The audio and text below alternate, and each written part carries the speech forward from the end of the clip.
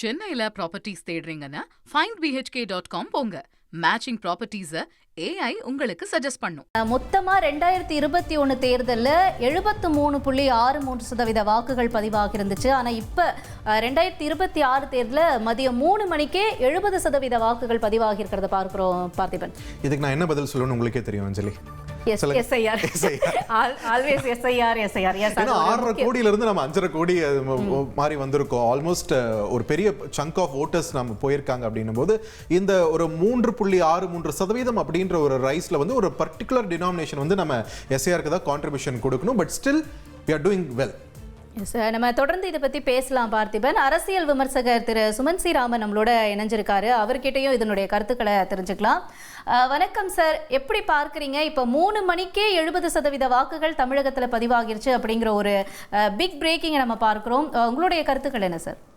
இல்ல, நிச்சயமா அது வரவேற்கத்தக்க ஒரு விஷயம்.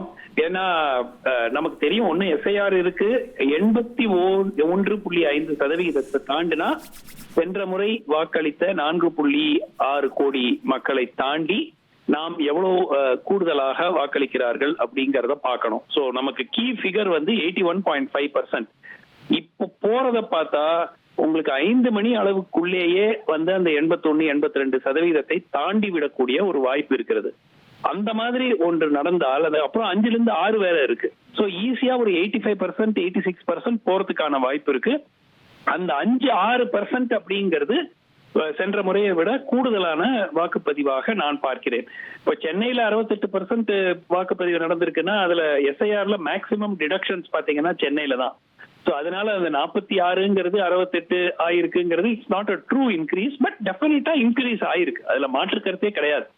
இப்ப 4.03 கோடி இன்னும் அந்த 3 மணி நேரத்தில் 60 லட்சத்தையும் தாண்டி மக்கள் வாக்களித்து விட்டார்கள் என்றால் நிச்சயமாக அது சென்ற முறையை விட அதிக ரெக்கார்ட் ஆகிவிடும்.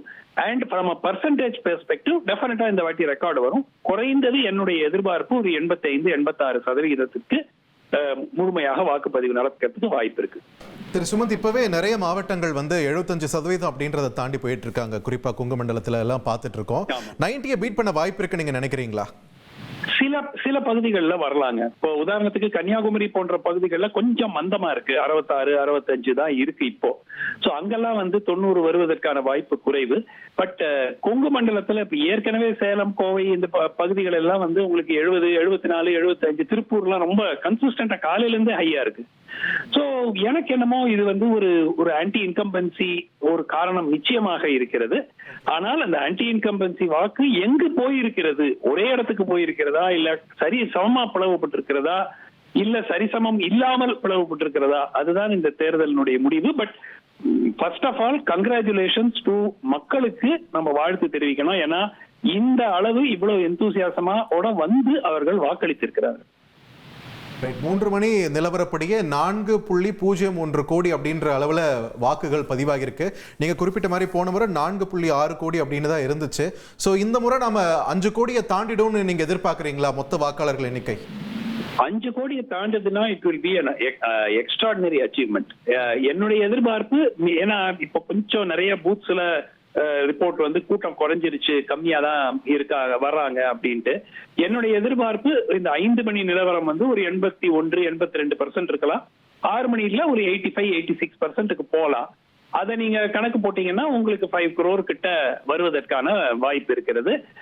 அண்ட் அது 90% வந்ததுன்னா இட்ஸ் ரெக்கார்ட் டர்ன் அவுட் நிஜமாவே. இன்ஃபேக்ட் சென்ற முறை உங்களுக்கு நினைவு இருக்கும், 2016 அதை விட கொஞ்சம் கம்மியா தான் அந்த சென்ற முறை வாக்கு சதவீத ரீதியாக வந்தது.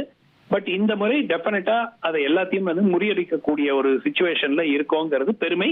மேற்கு வங்காளத்திலையும் வந்து நம்மளை விட இன்னும் அதிகமா போயிட்டு இருக்காங்க.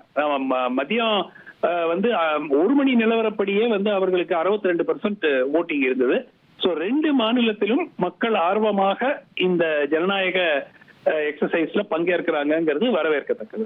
சார், இன்னொரு கேள்வியும் இருக்கு. இப்ப சில மாவட்டங்கள் எல்லாம் 70 தாண்டி போயிட்டு இருக்காங்க. இப்ப நம்ம மீன்வயல் பார்க்கிறோம், குமாரபாளையம் 80% வந்துட்டாங்க இப்ப 3 மணி நிலவரப்படியே. இதை எப்படி பார்க்குறீங்க சார்? இவ்வளோ ஒரு பெர்சன்டேஜ் ஓட்டு இந்த தடவை போல் ஆகிறதுக்கு? இல்லம்மா, யூஸ்வலா முன்னாடி ஒரு தியரி இருக்கும். ஹை ஓட்டர் டர்ன் அவுட் வந்தா ஆன்டி இன்கம்பன்சி, ஆளுங்கட்சிக்கு எதிராக வாக்களிப்பார்கள் என்று. ஆனால் கடந்த 10 ஆண்டு காலமாக அது பொய்யாகிவிட்டது. பல மாநிலங்கள்ல நம்ம பார்த்திருக்கோம். ஆன்டி இன்கம்பன்சி ஓட்டு ஹையா வாக்கு பதிவாகுது, ஆனா ஆளுங்கட்சி திருப்பி ஜெயிக்கிறாங்க, அது பார்த்திருக்கோம். ஆனால் எனக்கு என்னவோ இந்த முறை தமிழ்நாட்டில் நடக்கக்கூடியதில் ஆன்டி இன்கம்பன்சி ஓட், ஒரு மாற்றத்துக்கான ஓட்டு அதிகமாக இருக்கக்கூடிய ஒரு வாய்ப்பு இருக்கிறது. ஆனால் அது ஈக்குவலா பிளவுபட்டதுன்னா மீண்டும் அது இன்கம்பென்ட் ஆட்சியில் இருக்கக்கூடிய கட்சிக்கு சாதகமாக கூட போகிறதுக்கு வாய்ப்பு இருக்கிறது. பட் ஒரு very high turn out is usually an indicator of anti incumbents. திரு சுமன்ஸ், அதே வேளையில இந்த வாக்குப்பதிவை பொறுத்த வரைக்கும் கொங்கு மண்டலத்துல அதிக அளவிலான வாக்குகள் இப்ப 3 மணி நிலவரப்படியே டாப் 5ன்னு பார்த்துட்டா நாமக்கல், கரூர், சேலம், ஈரோடு, திருப்பூர் இந்த மாவட்டங்கள் தான் முன்னிலையில் இருக்கு. மற்ற மண்டலங்களை விட கொங்கு மண்டலத்துல they are faring much better வாக்குப்பதிவை பொறுத்த வரைக்கும். என்ன காரணம் நினைக்கிறீங்க? இல்ல, பரவலாக இந்த முறை நான் பார்த்தவரை கொங்கு மண்டலத்துல ஒரு very very very strong sentiment, ஒரு கிட்டத்தட்ட ஒரு மினி அலை மாதிரியே ஒன்று வீசிக்கொண்டிருந்தது. அது எல்லோருக்குமே ஒரு மாதிரி அப்பேரண்டா இருந்தது. ஆனால் எல்லோருக்கும் அது வெளிப்படையாக அது நடக்குமோ நடக்காதோ, பணம் ஏதாவது மாற்றத்தை உண்டாக்குமோ அப்படின்லாம் ஒரு ஃபீலிங் இருந்தது. அது இப்பவும் இருக்கு. ஆனால் நிச்சயமாக அங்க ஒரு ஸ்ட்ராங் சென்டிமெண்ட். கொங்கு மண்டலத்துல எப்பவுமே ஓட் பர்சன்டேஜ் கொஞ்சம் அதிகமா இருக்கிறதுக்கு வாய்ப்பு இருக்கு. நம்ம முன்னாடி பார்த்திருக்கோம். இது முதல் முறையா யூசுவலா என்ன ஆகும், சென்னையில தான் லோயஸ்ட் வரும். சென்னை அதுக்கு காரணம் மைக்ரேஷன். நிறைய பேர் ஊர்ல இருக்க மாட்டாங்க, வேற ஊர்ல சென்னையில ரெஜிஸ்டர்ட் ஓட்டரா இருப்பாங்க, வெளி மாநிலத்தில் இருப்பாங்க, அப்ராட்ல இருப்பாங்க. அதனால சென்னையில லோயஸ்ட் ஓட்டர் வரும். இந்த முறை சென்னையும் ஒரு 75-80% போகும் என்ற எதிர்பார்ப்பு இருக்கிறது. That is an excellent sign. In fact நான் அதை தான் நம்ம இன்னும் கமெண்ட் பண்ணோம். ஏன்னா 68ல நீங்க ஒரு 10% SIR எஃபெக்ட்னு எடுத்துட்டா கூட, போன வாட்டி 46 இருந்தது, இந்த வாட்டி 58 வந்திருக்குன்னா டெஃபினட்டா அது even by last time standards ஒரு குறைஞ்சது ஒரு 8-10% சென்னையில கூடுதல் வாக்குப்பதிவு நடக்கிறதுக்கு வாய்ப்பு இருக்கு. சார், நீங்க இப்ப சென்னையை பத்தி பேசுறீங்க அப்படின்னால இன்னொரு கேள்வியும் இருக்கு. இப்ப கொளத்தூரும் பெரம்பூரும் ஆல்மோஸ்ட் 70-71 அந்த பெர்சன்டேஜ்ல இருக்காங்க சார். அது ஸ்டார் கேண்டிடேட்ஸ் இருக்கிற பகுதிகள் நீங்க பாத்தீங்கன்னா எப்பவுமே ஒரு எக்ஸ்ட்ரா இன்சென்டிவ் இருக்கும் ஓட்டு போடுறதுக்கு. அதனால அது நடக்கும். இப்ப நீங்க எடப்பாடி தொகுதி பார்த்தாலும் அங்கேயும் வாக்குப்பதிவு ஹெவியா இருக்கும். 70-75% கிட்ட தாண்டி இருக்கும்.